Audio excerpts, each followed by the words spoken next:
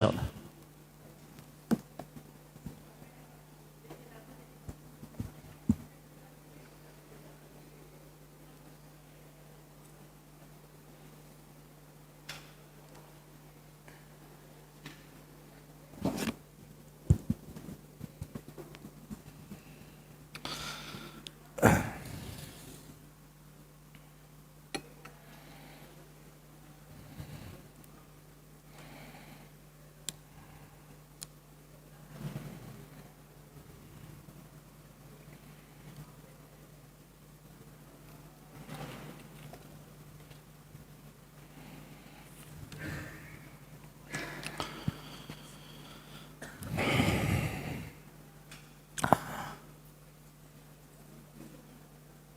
Assalamualaikum warahmatullahi wabarakatuh.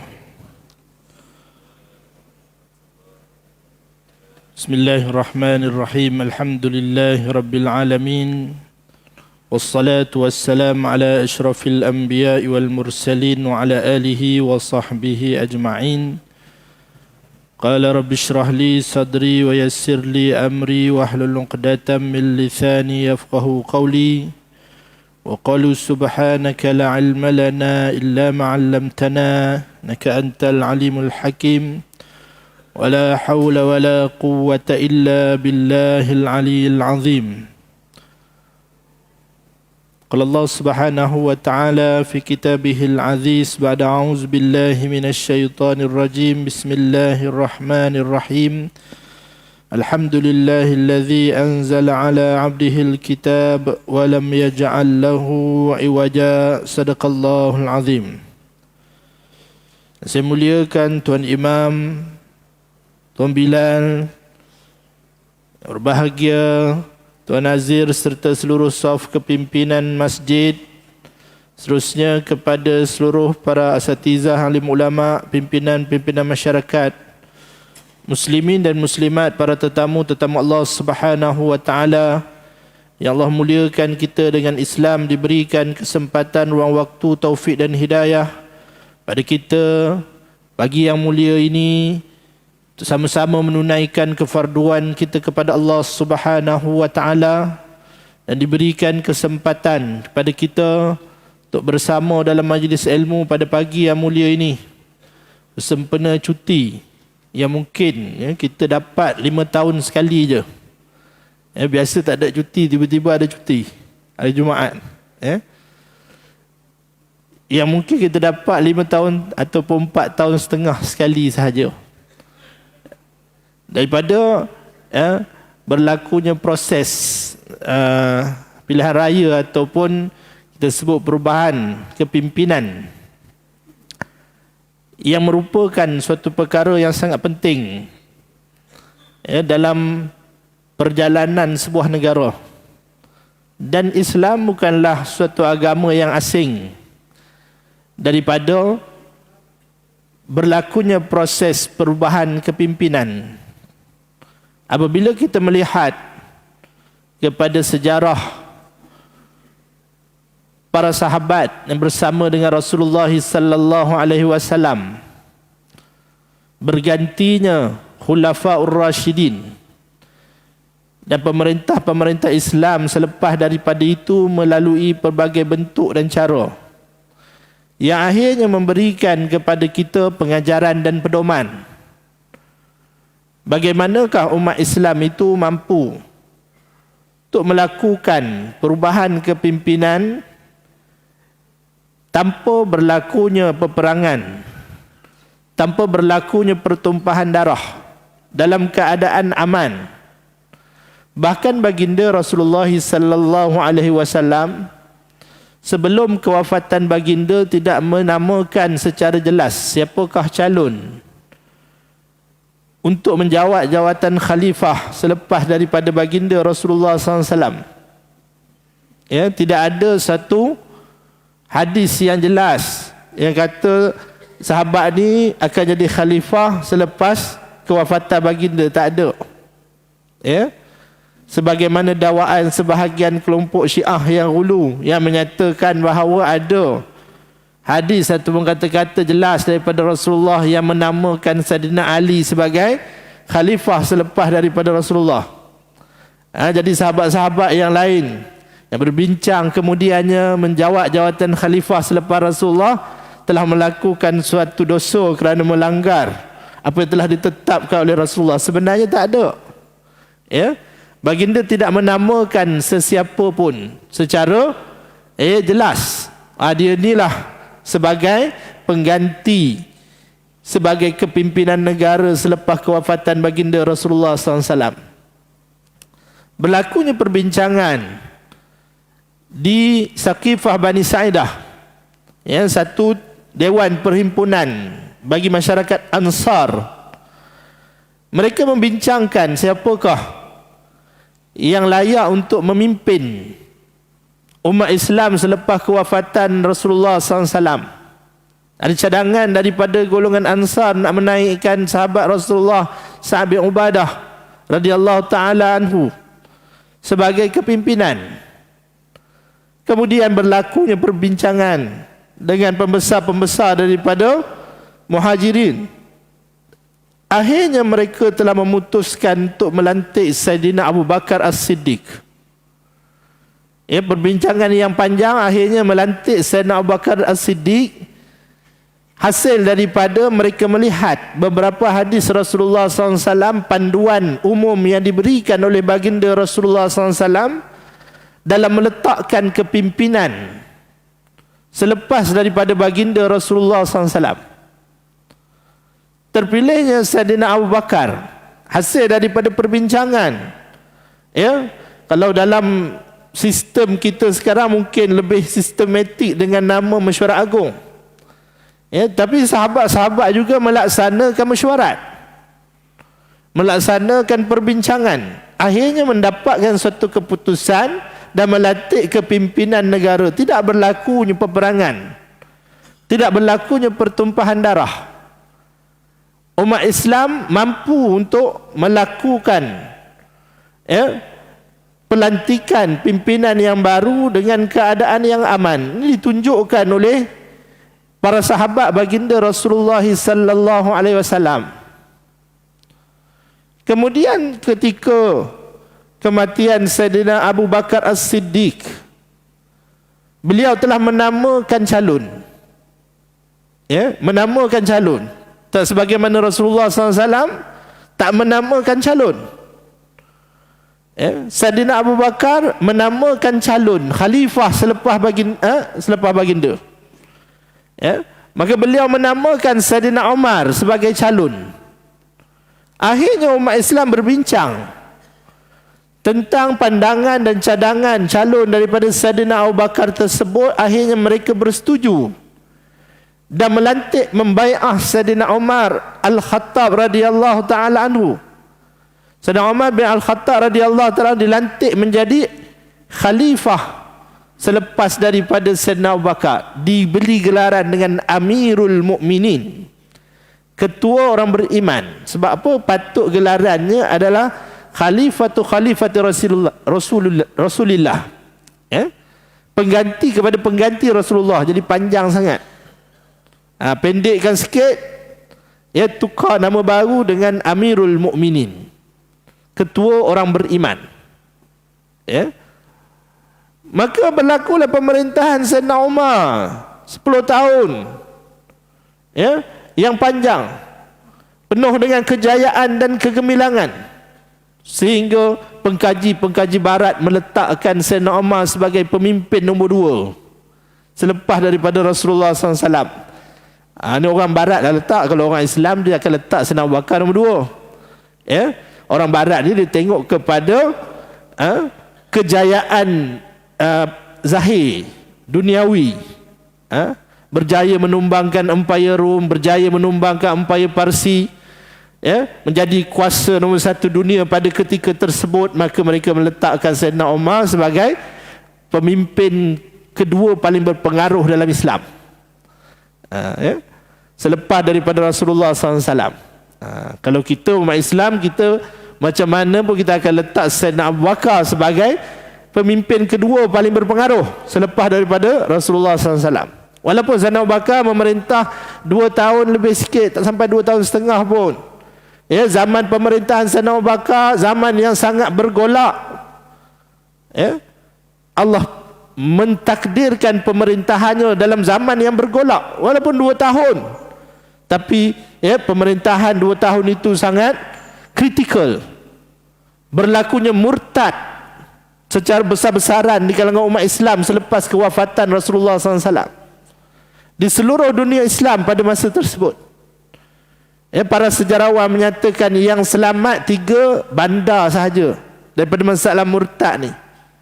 Ya, Mekah, Madinah, Taif, 3 je. Negara-negara lain yang pada masa tersebut semenanjung tanah Arab telah dikuasai oleh umat Islam, berlakunya pertentangan, perbalahan. Ada tempat yang terus dikuasai oleh golongan nabi-nabi palsu, ya, golongan murtad. Sehinggalah zaman Sayyidina Abu Bakar berlakunya peperangan Riddah yang masyhur. Ya, berbelas peperangan Riddah yang berlaku. Ya, sehingga umat Islam pada masa tersebut mengambil keputusan untuk membukukan Al-Quran. Sebab apa? Ramai di kalangan qura', hufaz yang menghafal Al-Quran. Bukan semua orang Islam hafal Quran. Ya, sahabat-sahabat yang menghafal Quran ratusan mati syahid dalam peperangan Riddah. Para ulama menyatakan peperangan Riddah peperangan yang susah. Sebab nabi-nabi palsu ni dia punya doktrinnya macam orang Islam juga. Nabi-nabi palsu seumpama Musailimah Al-Kadzab, doktrinnya macam orang Islam juga. Ya, kena berjihad di jalan Allah, kena berjuang di jalan Allah, mati dalam perjuangan ini mati syahid. Doktrin ni sama. Jadi pengikut dia pun nak mati syahid juga. Ya, lawan dengan orang kafir dia nak hidup, perang nak hidup. Orang Islam perang nak mati, ya, nak mati syahid. Lawan dengan pengikut Nabi palsu ni, dia pun nak mati syahid juga. Udah pun ni, dia pun nak mati syahid. Susah, ya, bukan senang nak lawan. Dikatakan sukar nak lawan mereka ini dengan bilangan yang besar, menyebabkan syahid ramai daripada kalangan para hufaz dan qura' di zaman Sayyidina Abu Bakar As-Siddiq. Waktu itu berlaku perubahan pemerintahan dengan baik. Selepas daripada Sayyidina Abu Bakar, Sayyidina Umar 10 tahun, Sayyidina Umar tidak menamakan pula, tak mencalonkan pula mana-mana calon sebagai pengganti khalifah selepas daripada baginda. Tak ada. Ya, ada direkodkan bagaimana Sayyidina Umar menyatakan, kalaulah Abu Ubaidah Amir Al-Jarrah masih hidup, tentulah aku akan lantik dia jadi khalifah selepas aku. Tapi Abu Ubaidah ni, Amir Al-Jarrah ni, dia telah meninggal dunia pada masalah Ta'un Amwas yang berlaku di zaman Sayyidina Umar, pemerintahan Sayyidina Umar.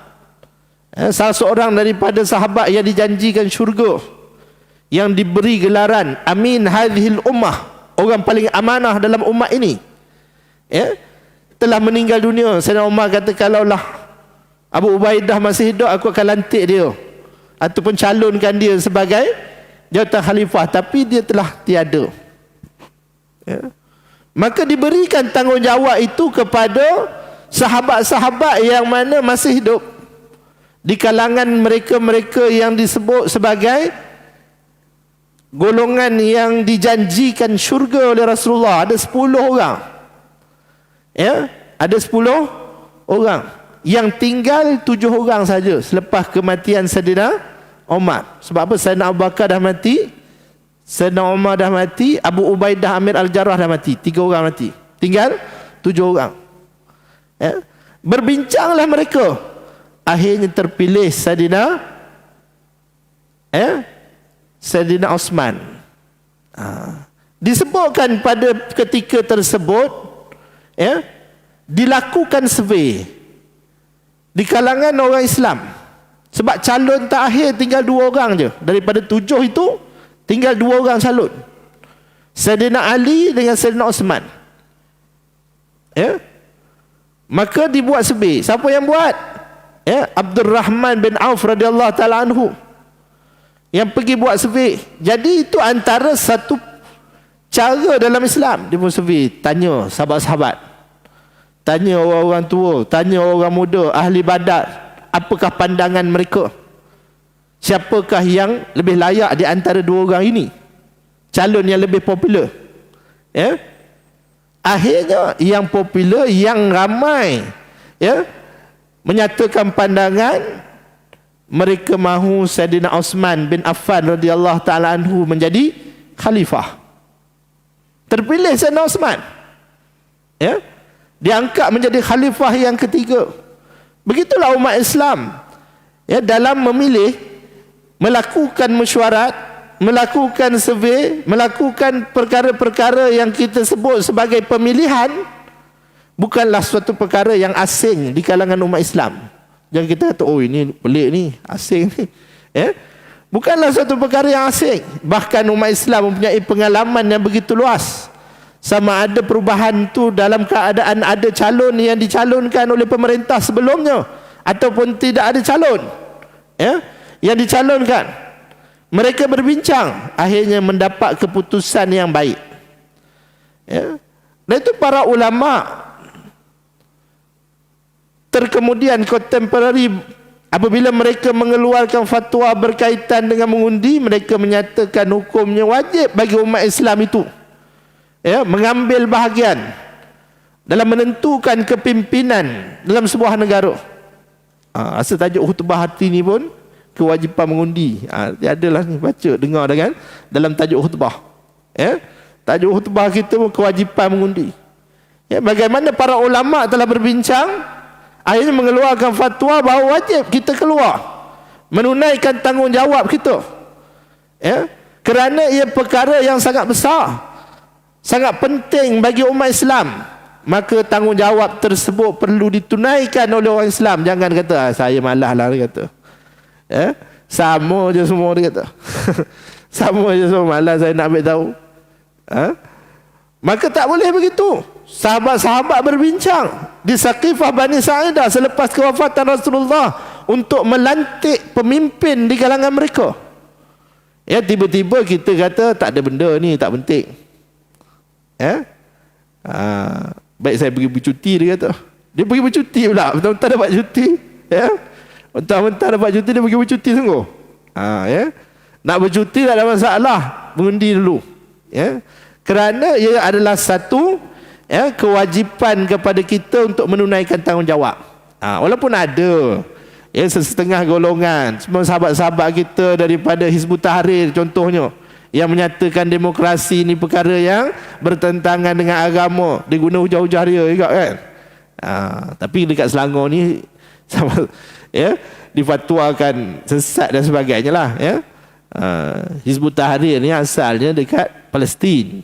Cuma dia adalah cabangan-cabangan dia, cabang-cabang dia, ya, yang ditubuhkan oleh Syekh Taqiyuddin An-Nabhani, ya, dekat Palestin lah, bekas pelajar Azhar juga, ya. Bila dia bersama ikhwan muslimin satu ketika disebut tak puas hati dengan satu perkara, dia pun buat dia punya jemaah sendiri. Ya, akhirnya antara yang dikeluarkan pandangan dia adalah, ya, tak boleh umat Islam terlibat dengan demokrasi, haram terus. Jadi dia bagi dia haram mengundi. Bagi haram mengundi. Ya, adapun kita mengambil pandangan, ya, majoriti jumhur ulama. Kebanyakan ulama dalam, ya, dunia Islam menyatakan wajib untuk kita, ya, menunaikan tanggungjawab kita. Ya, berperanan dalam menunaikan tanggungjawab kita. Yang mana Allah Subhanahu wa taala memberikan kepada kita panduan, ya, supaya kita melakukan suatu perkara itu, ya, mestilah dengan panduan agama. Ada pada kita Al-Quran, ada pada kita hadis Rasulullah sallallahu alaihi wasallam jadi panduan kepada kita. Maka tidak boleh kita umat Islam, ya, meninggalkan Al-Quran dan meninggalkan panduan daripada hadis Rasulullah SAW dalam kita melakukan suatu perkara dalam kehidupan kita. Itu maknanya takwa. Orang yang bertakwa bila nak buat suatu perkara, dia ada pertimbangan. Ini aku nak buat ni dosa ke pahala ni? Yang aku nak buat ni boleh membawa aku kepada syurga ke? Akan membawa aku kepada neraka Allah Subhanahu Wa Taala. Dia ada pertimbangan. Sehingga Allah Subhanahu Wa Taala menyatakan faman ya'mal misqala dzarratin khairan yarah. Siapa yang buat satu perkara walaupun sebesar zarah daripada kebaikan, dia akan melihatnya di hari akhirat. Ya, dalam mahkamah Allah Subhanahu Wa Taala, mizan, timbangan amalan kita. Wa may ya'mal misqala dzarratin syarran yarah. Siapa yang melakukan perbuatan jahat walaupun sebesar zarah, dia akan melihatnya di hari akhirat. Zarah-zarah ni sebahagian para ulama menyatakan dengan makna satu molekul ataupun habuk yang kecil yang berada di dalam udara kita. Ya, bila kita berada di suatu bilik yang gelap di siang hari, bukan malam hari, di siang hari, tiba-tiba ada satu lubang yang mana cahaya matahari masuk melalui lubang tersebut. Kita pun tengok dekat-dekat dekat cahaya matahari itu. Ya, kita nampak dekat cahaya matahari itu ada habuk-habuk kecil yang mana kalau terang macam ni tak nampak. Kalau terang macam ni tak nampak. Tapi kalau keadaannya macam itu, baru kita nampak, oh ada habuk punya. Ya, satu habuk kecil itu dinamakan zarah. Ya, dinamakan zarah. Kalaulah sekecil itu perbuatan baik dan buruk yang kita lakukan, ada pertimbangan di sisi Allah Subhanahu Wa Taala, yang Allah berikan panduannya dalam Al-Quran Al-Karim. Ya, jadi Al-Quran ini bukan untuk kita baca setahun sekali. Ya, bulan Ramadan, tunggu bulan Ramadan ada tadarus Quran. Ya, kita pun baca Al-Quran, khatam Al-Quran. Lepas tu cuti 11 bulan. 11 bulan dia cuti. Bukan main lagi lama. Ya, sebulan baca Quran, 11 bulan cuti. Ya, sedangkan Al-Quran bukanlah dijadikan untuk kita semata-mata khatam saja. Baca, sebab apa kita baca? Baca nak habis. Dia kira nak habis je, kira nak khatam. Ya? Tapi tidak memahami isi kandungan Al-Quran tersebut. Kena faham. Ya, biarlah kita baca sedikit tak apa. Satu hari kita baca satu muka, tapi satu muka itu faham. Ya, kita baca banyak, tiba-tiba satu ayat pun kita tak faham. Bagi contoh. Ya? Yang tak baca lagi lah. Kerana apa? Kalau kita nak umpamakan lah, kita dapat suatu surat.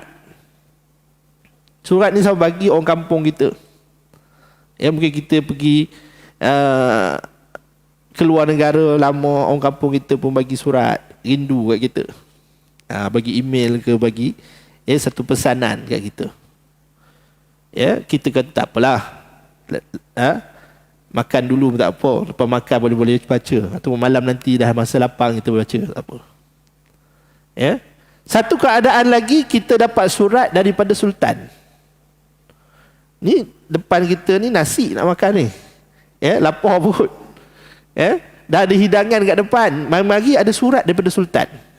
Kita nak baca surat dulu ke makan nasi dulu? Kita akan baca surat dulu. Tak apalah nasi ni. Ya, tangguh dulu. Ya, walaupun perut dah lapar sebab ni surat Sultan ni. Mana tahu dapat jadi datuk ke? Ya kan? Dapat jadi datuk ke apa ke? Kita kena baca ni. Surat Sultan ni. Begitulah Al-Quran Al-Karim.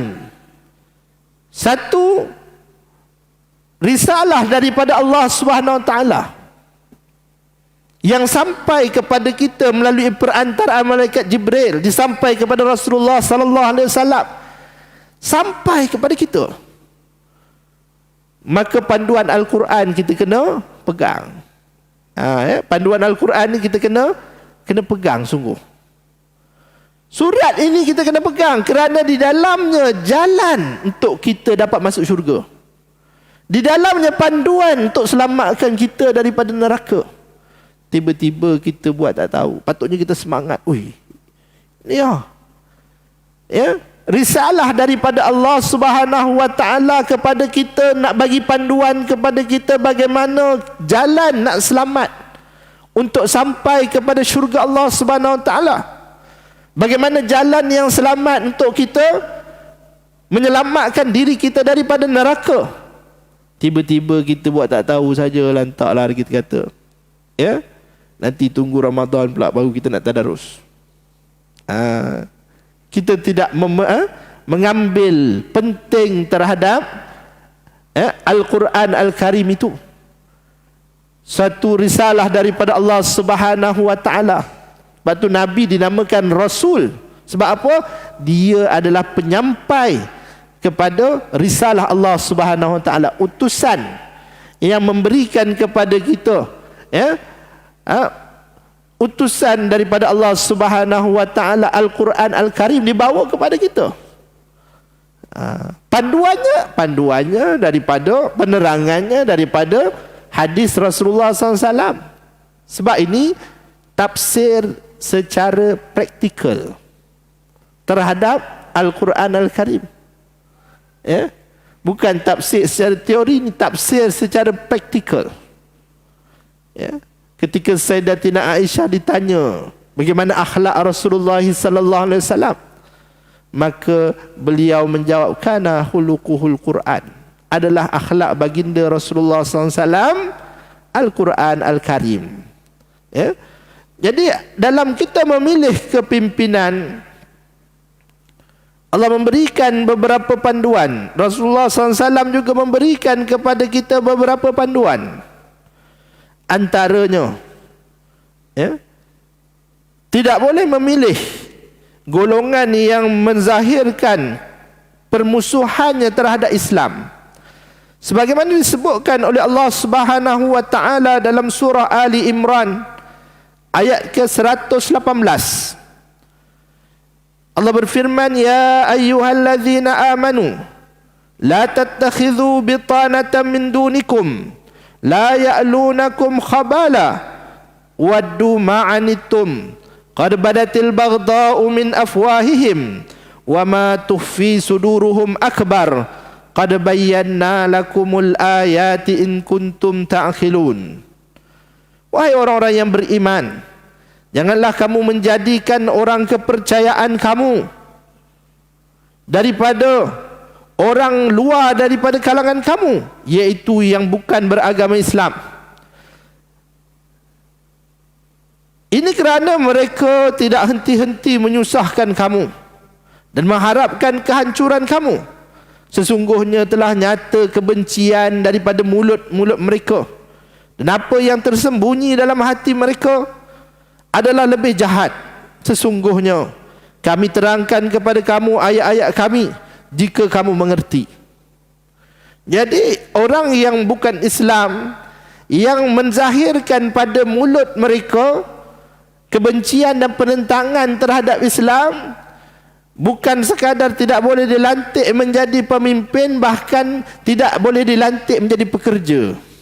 Pekerja pun tak boleh. Ya, orang kepercayaan kita, bitanatan disebut tu. Ya, bitanah ni dalam bahasa Arab kita daripada batan, daripada perut. Maksudnya apa? Orang yang bersama dengan kita, yang kita percayai.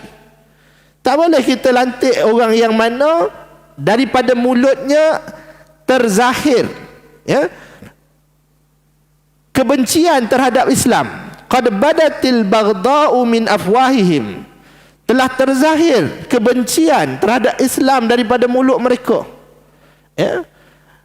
Sebab apa ni disebutkan oleh Rasulullah, oleh Allah Subhanahu Wa Taala kepada Rasulullah dan menjadi panduan kepada umat Islam zaman Nabi. Nabi dah jadi pemerintah dah. Ya. Pun begitu ada kata-kata kebencian terhadap Islam yang dikeluarkan oleh orang yang bukan Islam, yang duduk di negara umat Islam. Ya. Maka dilarang umat Islam untuk menjadikan mereka itu kawan karib, untuk menjadikan mereka itu orang yang mana disebut sebagai orang kepercayaan, apatah lagi melantik mereka menjadi kepimpinan. Begitu juga golongan yang menyokong dan bersama dengan mereka walaupun beragama Islam sebagaimana yang disebutkan oleh Allah Subhanahu Wa Taala dalam surah An-Nisa ayat ke-138 dan 139. Allah berkata, Basyiril munafiqina bi anna lahum azaban alima in allazina yattakhidhuna al-kafirina awliya min dunil mu'minin ayabtaghuna indahumul izzah fa innal izzata lillahi jami'a. Berilah berita gembira kepada orang-orang munafik itu bahawa mereka akan mendapat azab yang pedih, iaitu orang-orang yang menjadikan orang-orang kafir sebagai kepimpinan dan meninggalkan orang-orang beriman. Apakah mereka mencari kemuliaan di sisi orang kafir itu? Ketahuilah bahawa semua kekuatan itu adalah milik Allah. Sesungguhnya fa innal izzata lillahi jami'a. Ya, kafir di sini yang dimaksudkan adalah golongan yang pertama tadi, yang mana golongan kafir yang menzahirkan kebenciannya terhadap Islam. Ya, ada orang dia sebut munafik ni dah tak ada zaman kita. Ini zaman Rasulullah SAW saja. Ya, zaman Madinah saja. Kalau Madinah zaman yang paling baik, zaman Rasulullah ada, zaman kita lagilah ada. Zaman kita lagilah ada. Sebab tu ada kes, ya, orang-orang Melayu yang ditangkap kerana menjadi bawahan kepada Mossad. Israel terus, ya, bekerja untuk Israel terus. Ya, dahsyat orang Melayu Islam kita. Ya. Sebab itu cerita tentang munafik adalah cerita yang real, bukan cerita, ya, bukan cerita yang kita kata omongan kosong, tidak. Ya, Al-Quran dia tak bercakap perkara yang bukan realiti. Sebut Al-Quran sebagai panduan kepada umat Islam. Memang ada di kalangan umat Islam itu, ya, menjadi golongan yang bekerja untuk musuh-musuh agama. Bahkan di negara Arab, bahkan orang Palestin sendiri ada yang bekerja untuk Mossad. Bukannya, ya, orang Palestin sendiri ada, ya. Orang Arab sendiri ada, ya. Mereka melakukan pembunuhan-pembunuhan, penculikan-penculikan terhadap mereka yang dianggap sebagai ancaman kepada Israel di segala dunia. Ya. Menunjukkan kepada kita bahawa kemunafikan tu perkara yang real. Kita pun tak boleh nak terfikir macam mana, ya, Israel yang kita duk benci, duk cerita kejahatannya, ada orang sanggup bekerja dengan mereka, sanggup colik orang Islam, ya, belasah orang Islam sendiri, orang Palestin kena belasah semata-mata mengikut, ya, telunjuk Yahudi itu. Lelaki ada, perempuan pun ada. Masya Allah, kita pun tepuk dahi. Macam mana orang Melayu kita yang lembut ni boleh terikut, ya? Padanlah zaman Jepun dulu ada yang jadi tali barut Jepun, ya? Zaman British ada yang jadi tali barut British, ya? Kerana lemahnya iman yang ada dalam hati kita. Sebab tu iman dalam hati ni kita kena sentiasa suburkan, ya. Tidak dia akan boleh terpengaruh dengan dunia. Dunia ni sentiasa menarik. Kita duit tak ada, tiba-tiba orang tawar gaji, ya, pekerjaan, aku nak bagi kepada kamu gaji 15,000. Tak silap kata 8,000 dia bagi. 8,000. Kerja dengan Yahudi dapat gaji 8,000. Ya. Member tak ada apa pun. Daripada kerja dapat 1,500, dia kata, baik kerja dengan Yahudi 8,000. Tak kira dia, ya. Mereka orang bawahan ni dapat maklumat sedikit je, dia buat dia punya kerja je. Yang lain Dia tak ambil tahu pun. Kamu ambil maklumat-maklumat ni, buat benda-benda ni, cukup. Itu saja. Sehingga kadang atasan mereka pun mereka tak berapa kenal. Biasa tu. Jadi yang jadi kulinya adalah orang Islam sendiri. Yang menjadi tali barut kepada musuh-musuh Islam. Begitulah keadaan. Apabila seorang itu nak dilantik menjadi kepimpinan, janganlah mereka itu golongan yang menyokong orang yang bukan Islam, yang menzahirkan penentangannya terhadap umat Islam. Penentangannya terhadap Islam. Yang ketiga, tidak boleh memilih mereka yang terlibat dengan penyalahgunaan kuasa ataupun lebih terkenal dengan rasuah. Kita kalau khutbah tu, setiap kali khutbah doa supaya dijauhkan daripada rasuah. Pun banyak lagi yang duk ambil rasuah. Doa supaya kita dijauhkan daripada penyalahgunaan kuasa. Kerana itu perkara yang merosakkan umat. Penyalahgunaan kuasa dan rasuah, dia berbezalah dua perkara tu. Patutnya kuasa digunakan untuk kepentingan umum, tiba-tiba diguna untuk kepentingan peribadi. Sepatutnya perkara itu diberikan secara terbuka, tiba-tiba diberikan untuk mendapatkan habuan rasuah kepada golongan-golongan yang tertentu. Menjadi barah di kalangan masyarakat, bahkan di kalangan umat Islam. Maka budaya tersebut tidak boleh kita biarkan, kita pejam mata, tak boleh. Allah sebut dalam Al-Quran, wala tarkanu ilal ladzina zalamu fatamassakumun nar wama lakum min dunillahi min awliya summa la tunsarun. Surah Hud ayat 113. Janganlah kamu cenderung. Terkanu ni dicondong, atau bahasa mudah fahamnya menyokong. Bukan dia yang buat zalim, dia menyokong saja. Wala tarkanu ilal ladzina zalamu, kepada orang-orang zalim. Maksudnya dia cenderung, dia menyokong orang-orang yang zalim. Bukan dia ambil rasuah, dia tak ambil rasuah, dia tak salah guna kuasa, tapi dia menyokong orang yang rasuah dan orang yang menyalahgunakan kuasa. Fatamassakumun nar, ancaman daripada Allah, maka kamu akan disentuh oleh api neraka. Berat ancaman daripada Allah. Sebab tu kalau Al-Quran ni jadi panduan pada kita, tersentap gitu. Nak salah gunakan kuasa, nak rasuah, tersentap. Sebab Allah tak ada lapik-lapik. Allah kata neraka terus. Kita tak boleh nak kata neraka terus pada orang lah. Kita nak hukum neraka terus pada orang. Sebab apa? Boleh jadi ada orang buat dosa kerana jahil. Boleh jadi orang buat dosa kerana terpaksa. Boleh jadi macam-macam sebab. Tapi Allah tahu. Kita je lah tak tahu. Hati orang. Sebab, tapi Allah Maha tahu. Maka Allah yang Maha mengetahui menyatakan siapa yang cenderung kepada orang-orang yang zalim, fatamassakumun nar, maka mereka akan dibakar oleh api neraka. Wa ma lakum min dunillahi min awliya, tidak ada bagi mereka selain daripada Allah sebagai pelindung. Tak ada siapa boleh tolong, tak ada siapa boleh backup,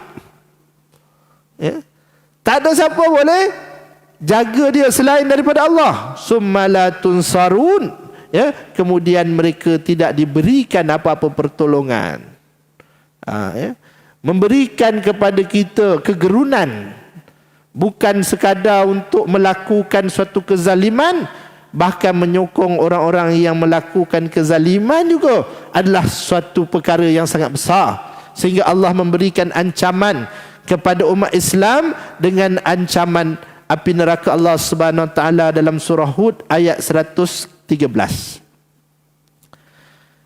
Begitu juga tidak boleh memberikan sokongan kepada golongan yang bersikap resis dan melakukan suatu perkara untuk kepentingan golongan tertentu dan sanggup menindas golongan yang lain.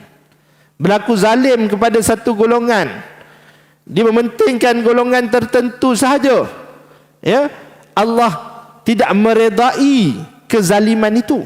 Bahkan Allah Subhanahu wa taala menyatakan dalam suratul Maidah ayat yang ke-8, ya ayyuhallazina amanu kunu qawwamina lillah syuhada'a bil qis wala yajrimannakum syana'anu qaumin ala alla ta'dilu i'dilu huwa aqrabu littaqwa wattaqullah innallaha khabirum bima ta'malun. Wahai orang-orang yang beriman, ini seruan pada kita, wahai orang-orang yang beriman, jadilah kamu orang yang menegakkan keadilan, ya, mesti bersikap adil, jangan kita melakukan kezaliman. Kerana Allah Subhanahu wa taala qawwamina lillah syuhada bil qis, menjadi saksi yang adil. Sebahagian ulama yang membahas yang berkaitan dengan pengundian itu disebut pengundian adalah satu penyaksian, ya? Pengundian adalah satu penyaksian daripada kita, ya? Menjadi saksi yang adil, dan janganlah kerana kebencian kamu terhadap suatu golongan, kamu tidak berlaku adil terhadap mereka. I'dilu wa aqrabu littaqwa, berlaku adillah, maka itulah yang lebih dekat dengan takwa, ya. Jadi orang Islam ni apabila dia memimpin, dia tidak boleh berlaku zalim kepada siapa pun, walaupun golongan tu dia tak suka, golongan itu dia benci. Mestilah, ya, pemimpin yang melakukan keadilan untuk golongan, ya, semua golongan, tak kira golongan tersebut dia suka ataupun dia benci. Wattaqullah innallaha khabirum bima ta'malun, bertakwalah kamu kepada Allah, sesungguhnya Allah tahu sangat apa yang kamu buat. Khabir dengan makna pakar, dengan makna pakar. Dia dalam Al-Quran ni Allah kadang-kadang mensifatkan diri dia dengan sifat-sifat yang menunjukkan, ya, Allah tahu sangat apa kamu nak buat ni. Jadi manusia ni dia suka mengelak, kona sana, kona sini, kona sana, kona sini. Allah kata Allah tahu. Bahkan Allah tak guna perkataan alim, Allah guna perkataan khabir. Khabir dengan mana dah pakar sangat dah, ya. Tipu muslihat manusia ni Allah tahu dah, ya. Jangan kita nak menipu dengan Allah Subhanahu wa taala. Ya, Allah tahu apa yang kita lakukan. Kita ringkas ya. Ada beberapa lagi sifat, antaranya tidak boleh kita melantik pemimpin yang telah mempunyai rekod buruk, ya, dalam menjalankan satu tugasan. Dah sebelum ni pun tak buat kerja, sebelum ni pun bermasalah, tiba-tiba dilantik lagi. Bagi contoh, ya. Ini bukan nak kata orang ni, mungkin saya pula punya kelemahan, tapi, ya, nak lantik kepimpinan, janganlah kita lantik orang yang tak buat kerja, orang yang bermasalah, ya.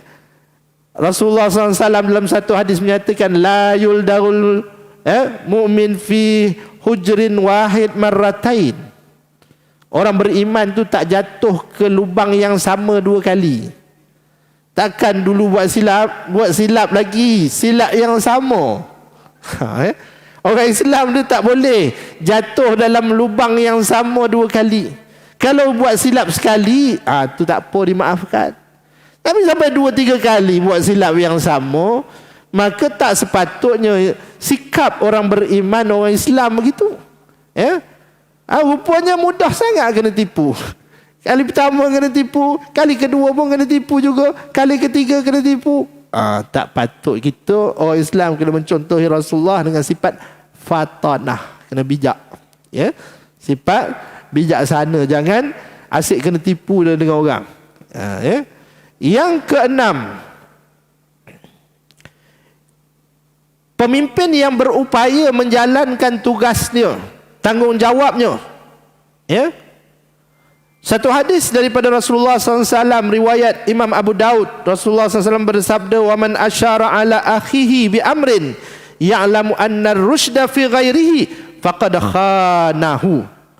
Siapa yang memberikan kepada saudaranya dengan suatu urusan, dia mengetahui bahawa ada orang yang lebih layak daripada saudaranya terhadap urusan tersebut, sesungguhnya dia telah mengkhianatinya. Maka perlu memberikan sesuatu itu kepada orang yang betul-betul layak untuk memimpin. Ya, sebab tu Tok Imam kita ya doa dengan doa yang diulang-ulang. Dan setiap minggu pun doa-doa yang sama, supaya Allah melantik di kalangan kita ni pimpinan yang terbaik daripada kita. Ya?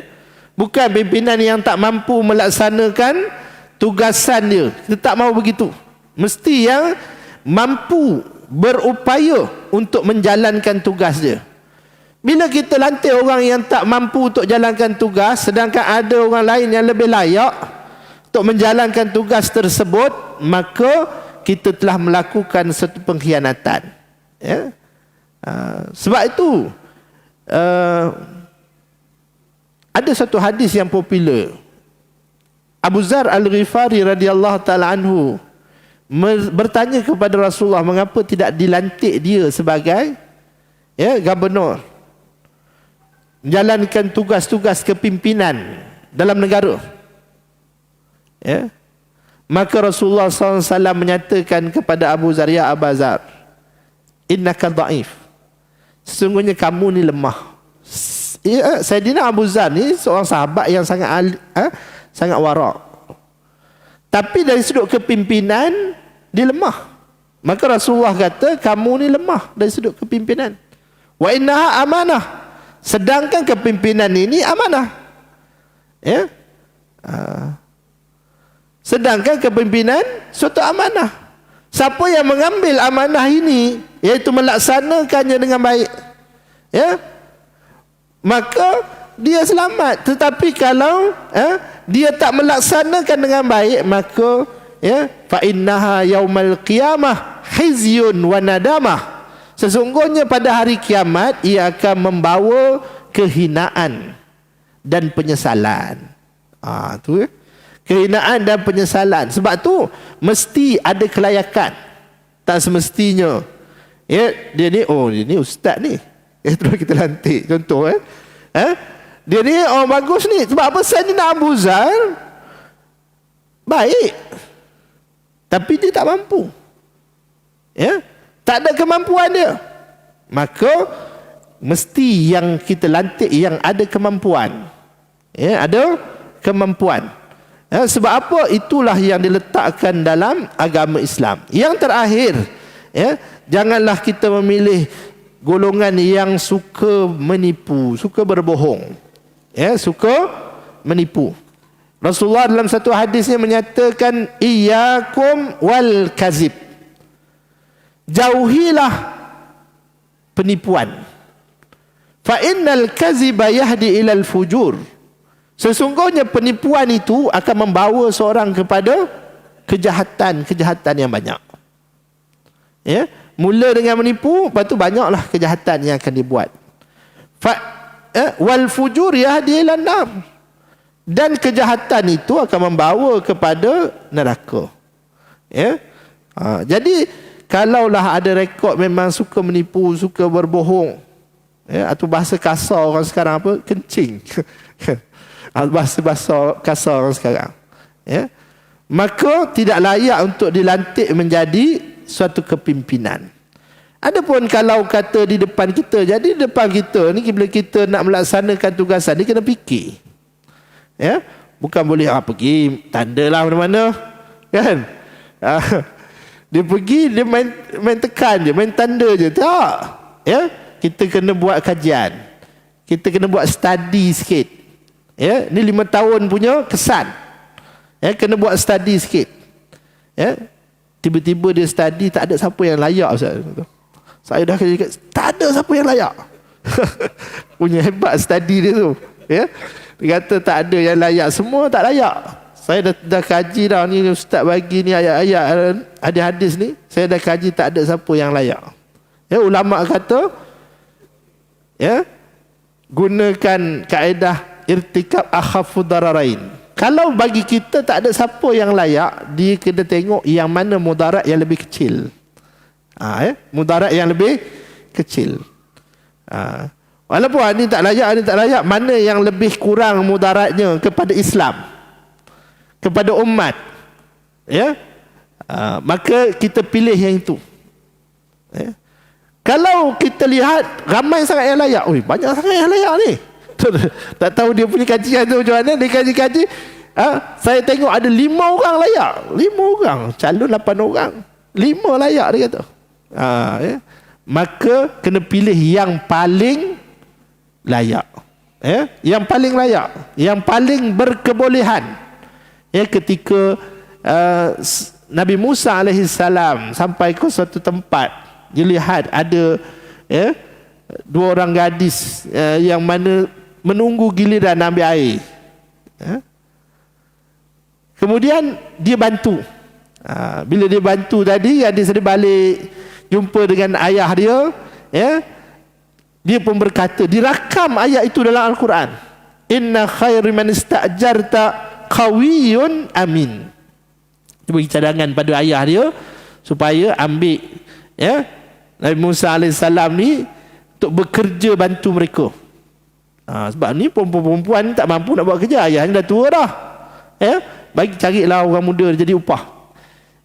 Nak kita bagi tanggungjawab untuk menguruskan suatu perkara, dan disebutkan dalam Al-Quran 2 ciri, qawiyun amin. Yang pertama, mempunyai kemampuan, kekuatan. Yang kedua, mempunyai amanah, integriti yang tinggi. Kalau tak ada 2 ni, masalah. Ni antara ciri-ciri yang paling penting untuk kita lihat untuk menjalankan suatu tugas. Kalau tidak, dia tak ada integriti, dia akan menipu, salah guna kuasa, bohong dan sebagainya.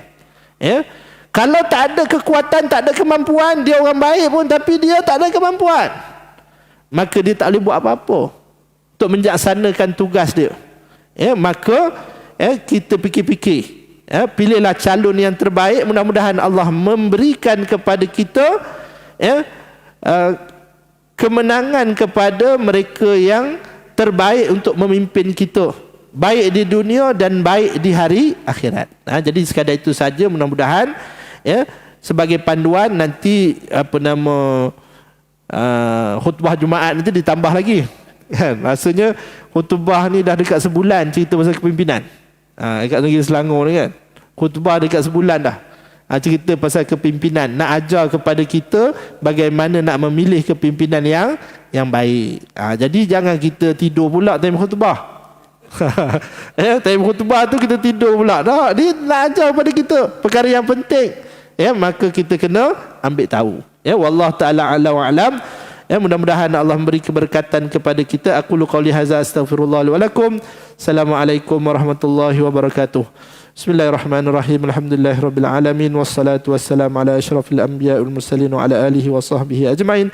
Allahumma inna nas'aluka lisanan ratiban bi zikrika, qalban maf'uman bi syukrik, wa badanan haynan laynan bi ta'atik. Allahumma inna nas'aluka imanan kamila, nas'aluka qalban khashi'a, nas'aluka ilman nafi'a, nas'aluka yaqinan sadiqan, nas'aluka dinan qayyima, nas'aluka afiyatan min kulli baliyah, نسألك تمام الغنى عن الناس وهب لنا حقيقة الإيمان بك حتى لا نخاف ولا نرجو غيرك ولا نعبد شيئا سواك واجعل يدك مبسوطة علينا وعلى أهلنا وأولادنا ومعنا برحمتك ولا تكلنا إلى أنفسنا طرفة عين ولا أقل من ذلك يا نعم المجيب وصلى الله على سيدنا محمد نبي الكريم وعلى آله وصحبه أجمعين سبحان ربك رب العزة عما يصفون وسلام على المرسلين والحمد لله رب العالمين.